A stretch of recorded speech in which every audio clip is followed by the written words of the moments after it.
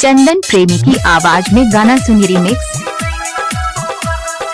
DJ Vikas Riga Sitamarhi. Singing by Prince बिरिया।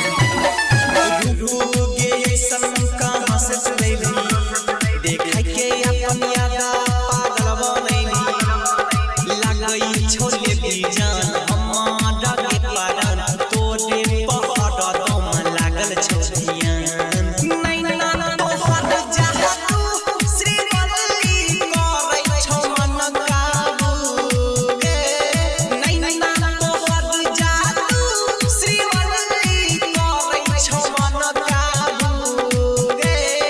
DJ Vikas Riga Sitamarhi. Radhika recording इलाका किसी का हो धमाका डीजे चंदन पुखराम कट्टैया डीजे का होगा।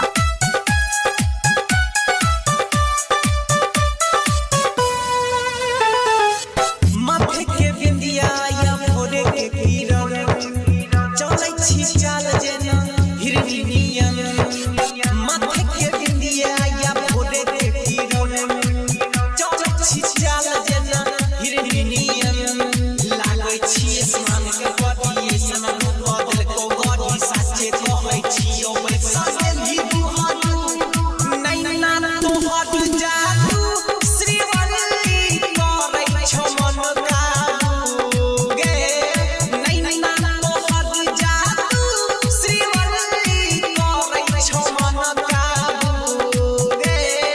डीजे विकास रीगा सीतामढ़ी।